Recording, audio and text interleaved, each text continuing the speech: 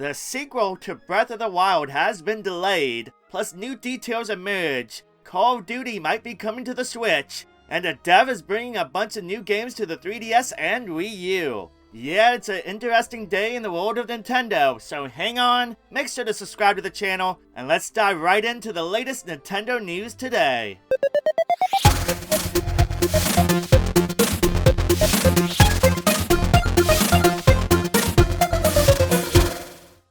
Well, it's not surprising, or maybe it will surprise a few people, but Nintendo has announced that the sequel to Breath of the Wild is being delayed. The target release now is for spring 2023. Nintendo issued a formal apology today in the form of a video, stating that they want to make the game's experience something special, and that they are still working on the game.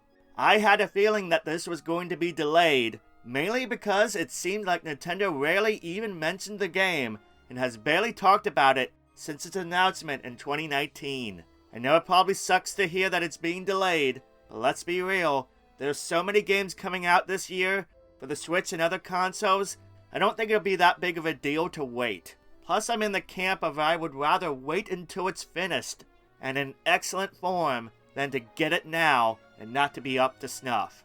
The only issue I have is I'm not a big fan of announcing a game when it's clearly years ahead of it being released. Nintendo has had this issue before with Metroid Prime 4 themselves, but this has been an issue at times for the entire games industry. Would you rather wait until it's near completion to hear about a game, or are you okay with hearing about it being developed with its release date being years in advance? In the same apology video from Nintendo, we did get some new details about the game. First of all, they reconfirmed that the game is not just taking place on the ground, but in the air above, and that the world is expanded now. And they did mention in that video that there will be new features, encounters, and gameplay elements. We also get a good look at Link, who has a different look with his clothes, and he even has tattoos. The Master Sword looks different now too, where its once beautiful edge looks like it's been mangled and possibly burned. There's a lot of questions I have, but it looks like there's been some major fallout that's happened between the end of the first game and this one. I'm really excited to explore this new world, but at least we'll have an idea of when it will be released now. I'm not one to comment on rumors, but this one seems to have been picked up by quite a few websites the last few days. A reported Call of Duty leaker is saying that Activision is reportedly considering releasing some remastered versions of Call of Duty, including Call of Duty 1, 2, and 4. Additionally, Call of Duty Modern Warfare Remastered is supposedly coming to Nintendo Switch. Now, first things first, rumors are rumors, and there's a high probability that this will not happen. But with Microsoft now owning Activision, it wouldn't surprise me to see them revisit some of their classic games in their catalog, including the Call of Duty franchise. It just makes good business sense. Not only that, it gives them time to stop this yearly release nonsense and give them some air to breathe between major releases. Again, it just makes sense.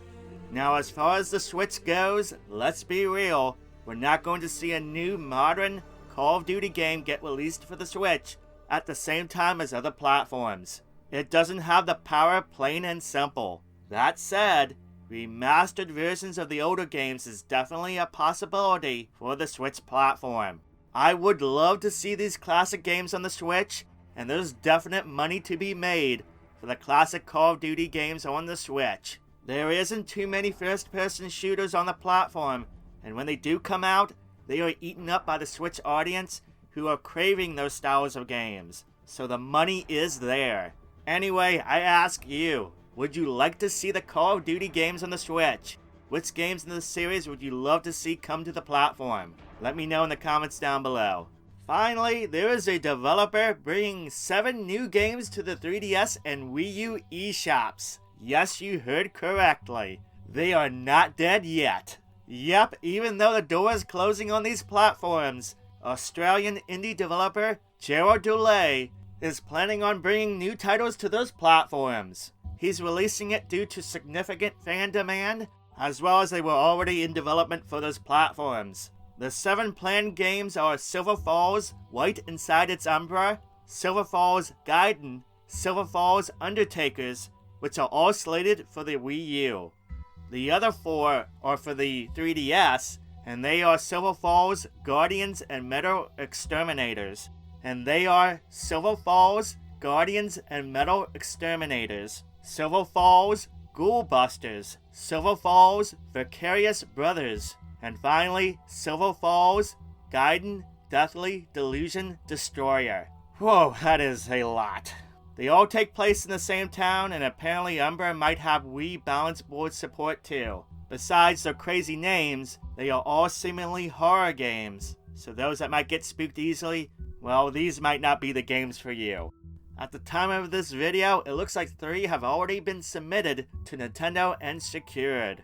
I give them credit for pushing these releases through. It requires a lot of effort, especially when the eShop's closure is coming so soon. What do you think? Do you think it's a waste of time? Or do you think it's great that he is doing this? Are you planning on picking up these games before the eShops are gone forever? Let me know in the comments down below. And that is the latest Nintendo news today for today. If you like the video, make sure to give it a thumbs up. It lets me know that you like it. And if you're not yet a subscriber, then make sure to hit those subscribe and bell buttons so you never miss any of the videos I post each and every week on this channel. Also, feel free to check out the other videos I have for you at the end of this video so you can be caught up on all the latest news. That's all for today. Thank you for watching. Thank you for subscribing. Have a wonderful day, and I'll catch you next time.